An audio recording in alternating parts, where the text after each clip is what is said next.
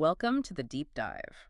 So, we're surrounded by AI-generated stuff these days, right? Art, music, articles, it's everywhere. It really is.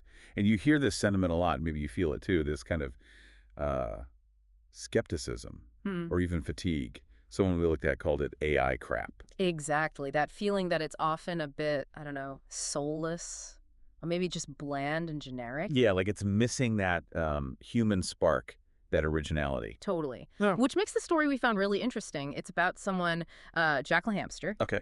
and he started out exactly there. Hated AI art, thought Yeah. AI music was just meh, generic. Right. The typical reaction for many. But then he did, well, pretty much the opposite of what you'd expect. He started making his own AI stuff. Oh, interesting. So he flipped. Completely. And get this, he's actually planning to release 10 AI-produced songs. Oh, wow. Okay.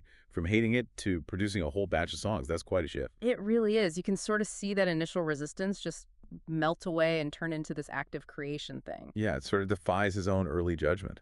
And that's what we want to dig into today. This is our mission for this deep dive.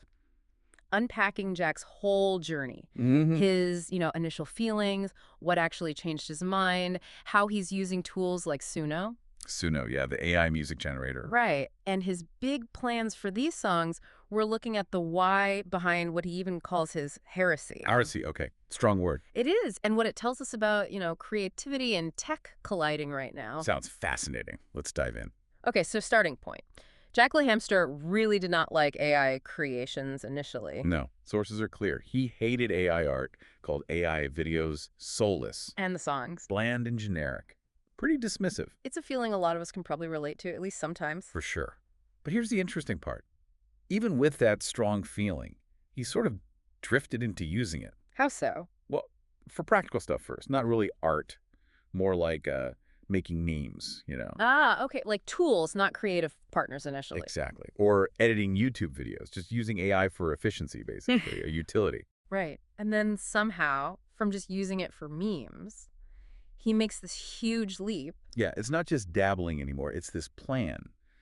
10 original AI songs coming out soon, apparently. And calling it the heresy, which is, a bold way to frame it, given where he started. It really makes you stop and think, though. What is it that makes AI stuff feel soulless? Is it just because we know a machine made it? That AI label? Or is there genuinely something missing? Right. That human touch, that meaning. Jack himself seems to wrestle with this. And he throws out a really interesting, kind of provocative idea. Which is? Well, he basically says, look at all the uninspired human art out there. Endless Hollywood remakes, formulaic stuff. Okay, fair point. So maybe he suggests the bar for AI to create something decent, something that resonates, isn't actually that high. Huh. Yeah, that's a controversial take. So good and bad art exists whether it's human or AI made. That's his argument. Which leads to another really crucial distinction he makes. The difference between AI producing good stuff based on what it learned from humans. Which is essentially remixing or reinterpreting human creativity it was trained on. Exactly. Versus AI actually surpassing us, creating something genuinely new, something humans hadn't thought of. Right. And he uses some great examples, like could AI trained on, say, 1950s films have come up with the French Nouvelle Vague? Yeah, think about that. That whole movement was about breaking rules. Low budget, real locations, cheap actors, messy dialogue. And a total rebellion against the polished Hollywood style of the time. Deliberately imperfect, almost. Or in music, he asks, could AI trained only on 60s rock have dreamed up punk rock? Or techno. These genres weren't just evolutions, they were kind of radical breaks, often born from limitations or specific cultural moments. And Jack's conclusion. He thinks likely not. AI is great at optimizing based on existing patterns. But true human breakthroughs often come from breaking patterns, from, unexpected places, rebellion, mistakes even. Things that aren't just logical next steps based on the data. Exactly. That unpredictable human element, that contrarian streak. AI learns the rules. Humans often find creativity in bending or breaking them. That's a really key point. So, okay, he has this understanding of AI's limits, this initial pessimism. What actually pushed him over the edge to try making AI music himself? Oh, despite the pessimism, he felt he had to give it a try. But there was this intermediate step Oh, first. yeah. What was that? He mentioned getting into making those slow plus reverb versions of famous songs. Ah, right. You see those all over YouTube. Slow down, add echo. Yeah, pretty low effort way to get views, he admits. But it was a way of manipulating existing music using simple tech. Kind of like dipping his toes in the water before diving into full AI generation. Seems like it. A stepping stone. Which then led him to try Suno. Okay, the AI music tool. And how did that first attempt go? Predictably? Maybe. He just gave it one simple prompt. Hoping for instant magic. Seems so. And his verdict, it produces crap, of course. Huh. Okay, so initial failure, but obviously something changed. What was the breakthrough? This is the cool part. He stopped just giving it vague text prompts. Instead, he tried feeding it something he'd already made. A melody. His own melody. Yeah, a tune he'd written for a video game, apparently. He gave Suno that melody plus his lyrics. Ah, so he provided the core musical DNA and the words. Exactly. He wasn't asking the AI to invent everything from scratch. He gave it his foundational ideas. And the result. This is what he calls the oh my guffic Yeah. moment, part one, anyway. Okay. He was apparently astonished because the AI figured out exactly how to match the melody Yeah. the way I imagined and make it sound good. Wow. So it took his idea and actually executed it the way he heard it in his head. That's the impression. A powerful moment for any creator, right? Yeah, Seeing your vision realized. definitely. But you said part one. What's part two?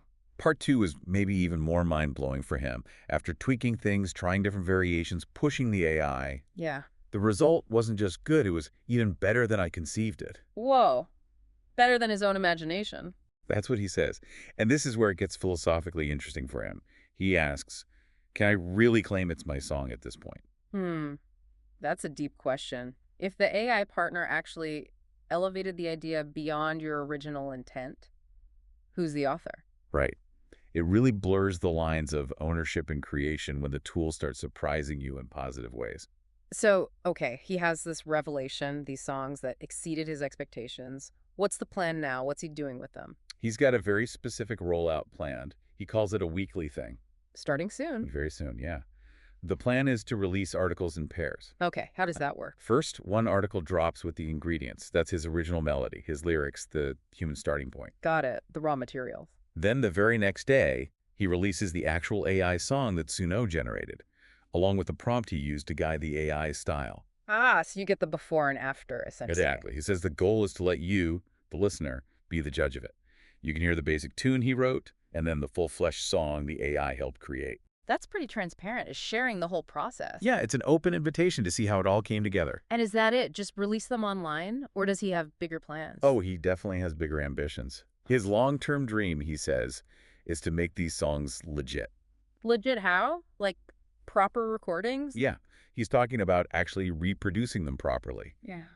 using a digital audio workstation. Standard music production software. Right, sequencing all the tracks, really building them out. Yeah. And crucially, What? he wants human collaborators. He's actively looking for singers. Because? Because, quote, you do not want to hear my singing. Huh. Okay, fair enough. Self-awareness is key. Very much so. And he's also looking for music producers, especially near him in San Francisco, to help bring these AI-assisted ideas to their full potential with human skill. So it's not about replacing humans for him in the end, but finding a new way to collaborate.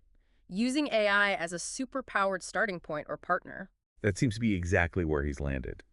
Taking these AI-generated foundations and then bringing in human talent to finish and polish them. Wow. Jack's whole story, it really captures this complex moment we're in with AI and creativity, doesn't it? It really does. Going from that deep skepticism, that hate even, To embracing it as this incredibly powerful tool. A tool that didn't just do what he wanted, but actually surpassed his own vision sometimes. while still recognizing its limits. Yeah. That it's maybe not great at inventing truly new things, new meanings from absolutely nothing. Right. It needs that human spark, that initial idea, that context. Which kind of leads us to a final thought, maybe something for you listening to chew on. Okay. In this world that's just getting more and more saturated with AI creativity, if AI can take our ideas, refine them, perfect them, maybe even make them better than we first imagined, Yeah. does the real core of human artistry shift? Is it less about just the technical skill of making something new and more about the intention behind it, Yeah. the narrative, the why of the creation? So what does it mean for your own creative work? How do you engage with these tools? Do you collaborate? Do you push against them? Where does the human value truly lie now? Exactly. It's a big question, and Jack's journey gives us one really interesting perspective on it. Food for thought.